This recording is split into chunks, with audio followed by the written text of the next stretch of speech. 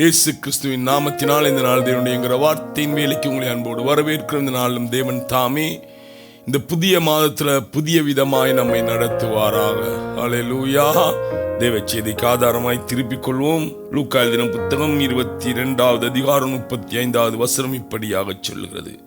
பின்னும் அவர் அவர்களை நோக்கி, நான் உங்களை பணப்பையையும் சாமான் பையையும் பாதரட்சிகளையும் இல்லாமல் அனுப்பின போது ஏதாகிலும் உங்களுக்கு குறைவிருந்ததா என்றார்.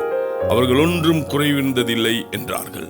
அன்பானவர்களே, ஒரு புதிய பயணத்தை இயேசு தம்முடைய சீடர்களுக்கு கற்றுக் கொடுத்தார்.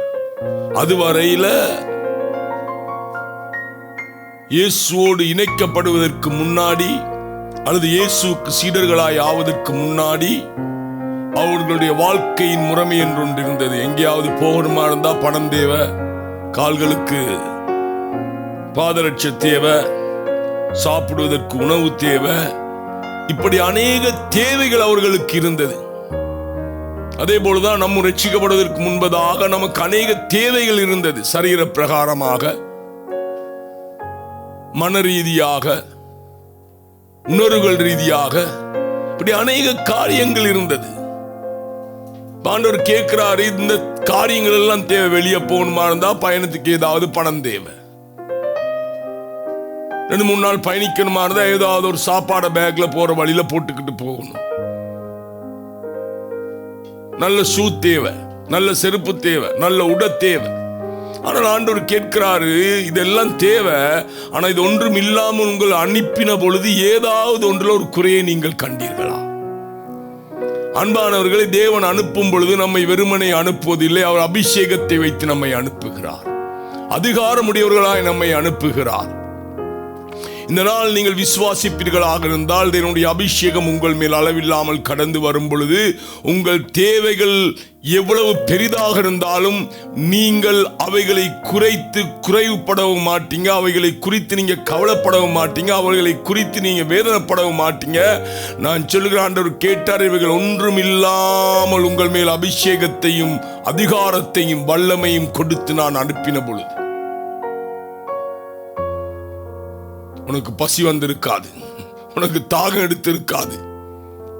பசி வந்திருந்தால் உணவு தானா கிடைச்சிருக்கும். தாகம் எடுத்திருந்தாலும் தண்ணீர் பணம் இல்லாத தண்ணீரை குடித்திருப்ப. அல்லேலூயா. உன் பாதங்கள் கல்லீர் இடாதபடிக்கு, உன் பாதங்கள்ல முட்கள் குத்தாதபடிக்கு அவர் தம்முடைய தூதர்களை கொண்டு உன்னை பாதுகாத்திருப்பார். பாருங்க, இந்த பூமியில வாழ்வதற்கு ஒரு சில காரியங்கள் தேவைப்படுகிறது. ஆனால் தேவனை நம்பி தேவனுக்கு பிள்ளையாய் மாறின பிறகு அந்த காரியங்கள் இல்லாவிட்டாலும் குறைவில்லாமல் வாழுகிற ஒரு அபிஷேகத்தை தேவன் நமக்கு கொடுக்கிறார். குறைவில்லாமல் வாழுகிற ஒரு அதிகாரத்தை தேவன் நமக்கு கொடுக்கிறார்.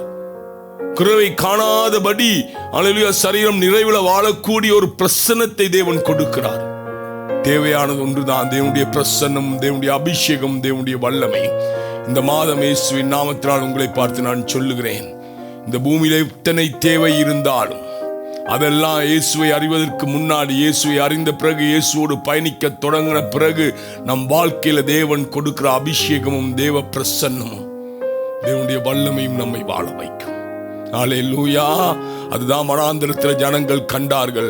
தேவ பிரசன்னம் அவர்களோடு சென்ற பொழுது அல்லேலூயா அவர்களுடைய வாழ்வுல குறைவே இருந்ததில்லை. அல்லேலூயா. என்ன குறைவு வந்தால் அந்த குறைவுகளை தேவ பிரசன்னம் சரி செய்து சீராக்கினது போல இந்த காலை வேளையில் நீங்கள் இதை நம்புவீர்களாக இருந்தால், இதை விசுவாசிப்பீர்களாக இருந்தால், உங்களுக்கு தேவையானது ஒன்றுதான், தேவனுடைய பிரசன்னம், தேவனுடைய அபிஷேகம், தேவனுடைய வல்லமை. அதை அளவில்லாமல் தேவன் நமக்கு கொடுக்கிறார். அல்லேலூயா. அதை நீங்க பெற்றுக்கொண்டு இந்த நாளை நீங்கள் கடைப்பீர்களாக இருந்தா இந்த நாள் வெற்றியுள்ள நாளாய் உங்களுக்கு மாறும். அல்லேலூயா. கண்களை மூடி சொல்லுவோம், ஆண்டவரே, இந்த நாள்ல இந்த பூமியில வாழ்வதற்கு ஒரு சில காரியங்கள் தேவைதான் ஆண்டவரே. ஆனாலும் உடைய பிரசன்னத்தினால் நான் மூடப்படும் பொழுது, உடைய வல்லமையினால் நான் ஆண்டவரே மூடப்படும் பொழுது, உடைய அபிஷேகத்தினால் நான் வாழத் தொடங்கும் பொழுது, இவை அனைத்தையும் தாண்டி குறைவற்ற ஒரு வாழ்வதற்கு உடைய பிரசன்னமும் உடைய அபிஷேகம் உடைய வல்லமையும் என்னை பழக்குவிக்கிறபடினால் உமக்கு நன்றி.